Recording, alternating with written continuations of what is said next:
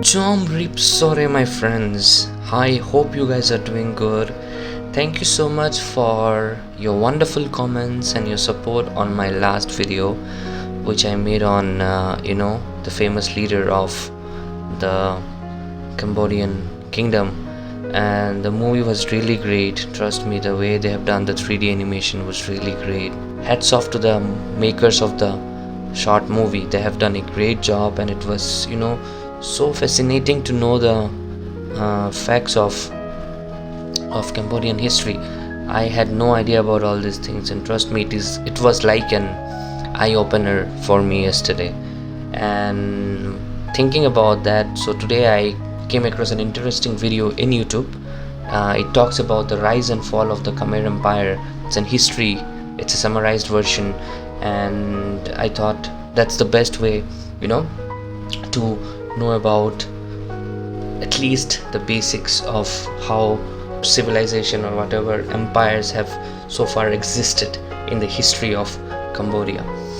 So thank you once again, guys. Thank you so much for your wonderful messages and comments and words. It's really great. There are so many countries in the world which has a rich history, and Cambodia is also one of them. And when it comes to culture, so without wasting much time, guys, let's watch this video and then we can have a discussion in between.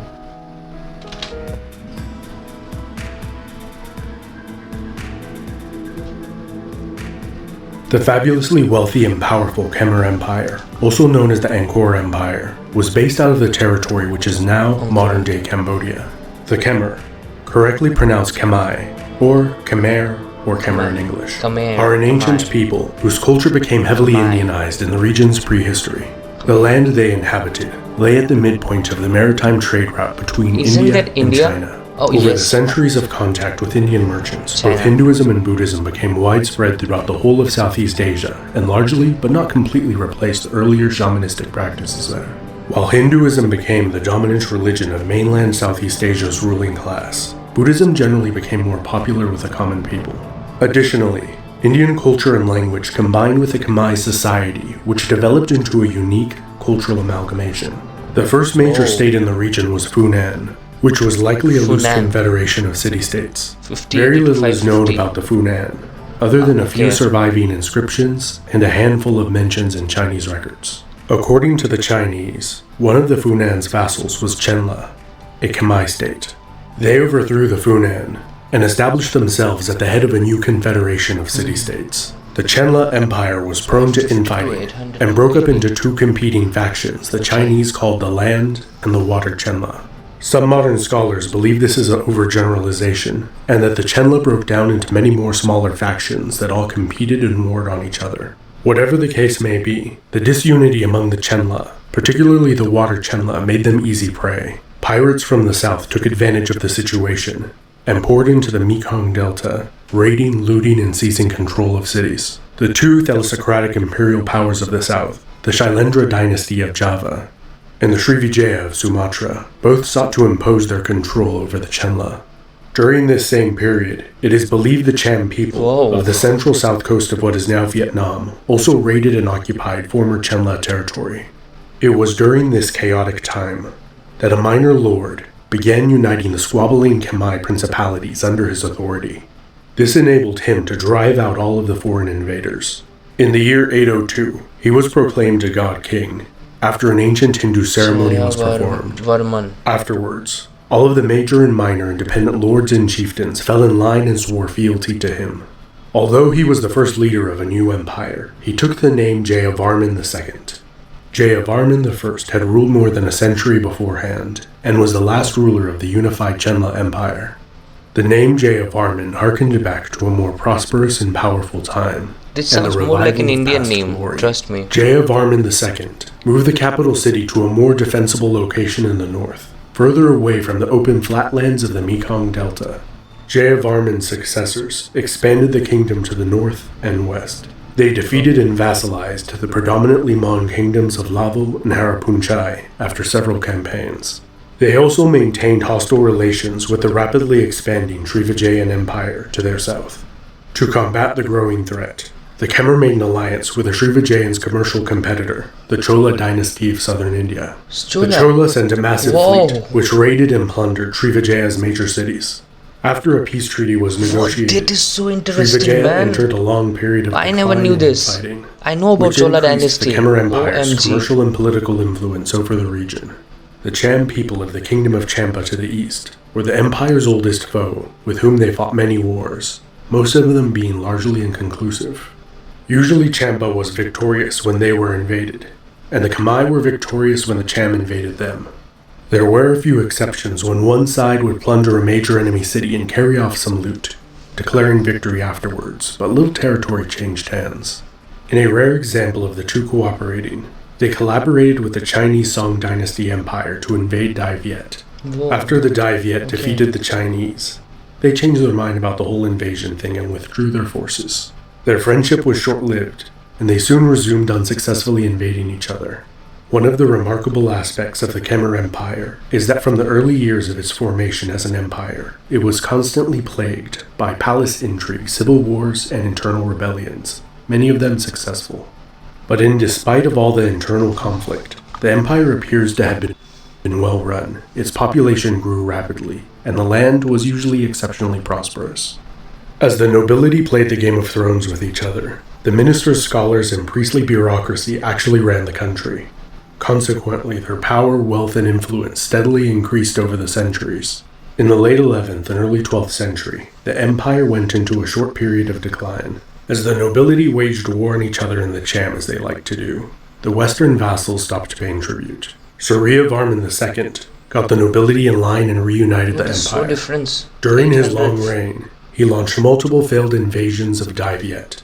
He had successfully coerced the Champa into joining him on at least one of his invasions of Dai Viet.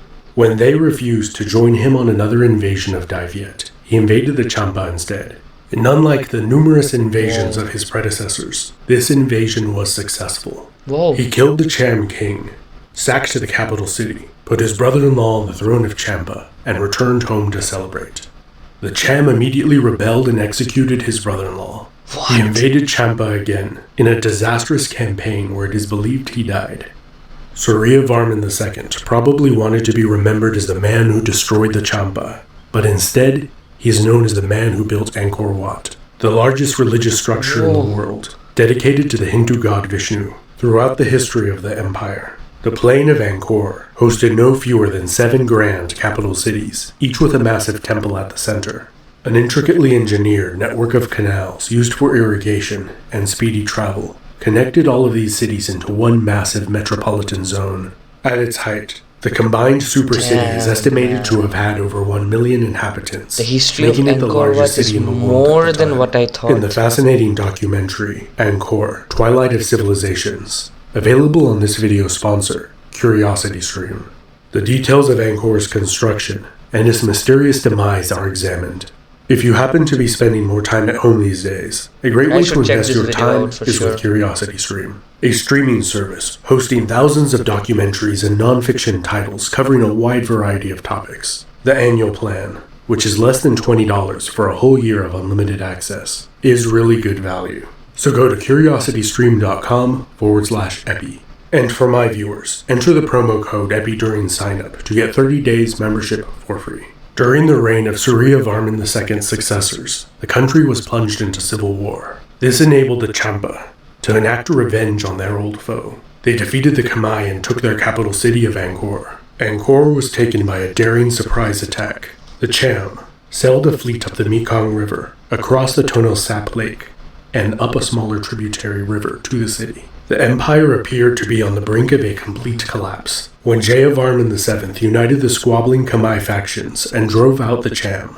He later counterattacked and conquered the Cham, making them a vassal state for a time. During Jayavarman's reign, the empire drastically rebounded and experienced a short-lived golden age.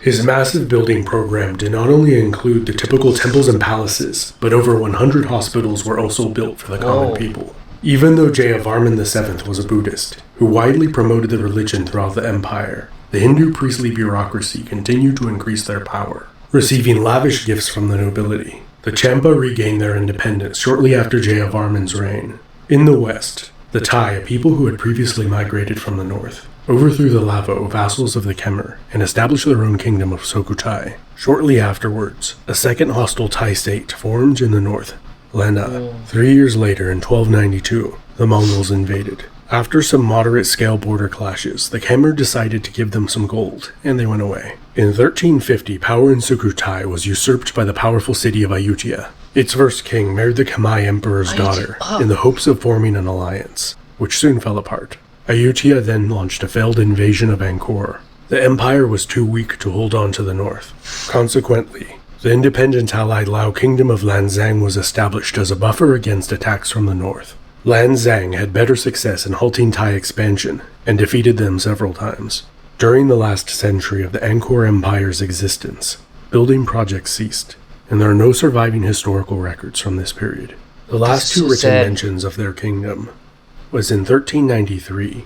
The Thai of Ayutthaya launched a successful campaign against the Khmer, and again in 1431.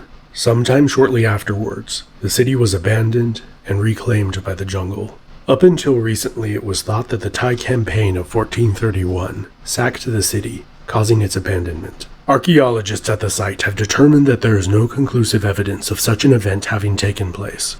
Increasingly, environmental factors, such as widespread deforestation, soil erosion, and particularly severe monsoon seasons, are believed to have likely played an influential, if not dominant, role in the abandonment of the city. The last Khmer Emperor was also the first king of Cambodia.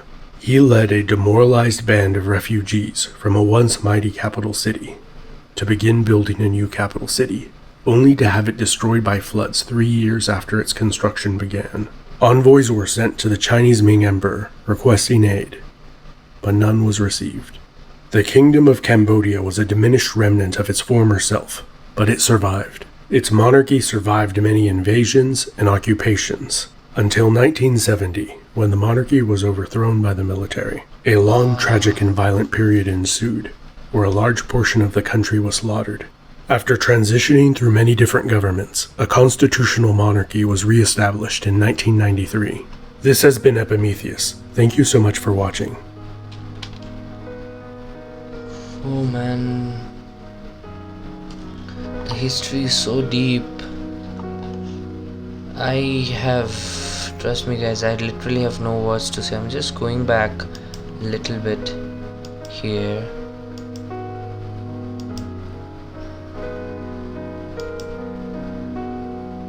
Okay, so basically this is where the country exists now. So it all started from so many different places, but then finally that's kind of, I literally have no words to say. I mean, like, this gives me a real curiosity to figure out the history of Southeast Asia overall. Hats off to this guy. Seriously bro, thank you so much for making this summarized documentaries. This is so helpful, and I'm very sure that people like us who are actually not aware of the history of Southeast Asia or any other country will be surely be benefiting from your videos. So I'm sharing the link of this channel guys, so if you really want to know more about, please do have a look at his channel. He's doing a great job.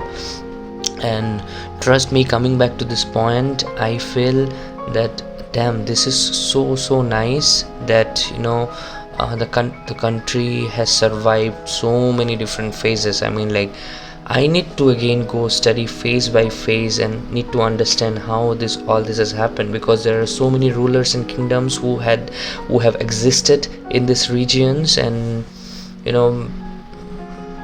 I haven't studied. And the one thing that really made me curious also was about the fact, I think maybe it was here somewhere, or no, maybe not here, yeah, when they were mentioning about the Cholas of India, because Cholas had a direct relationship with them, and that is something which is like really fascinating, which I had no clue before that.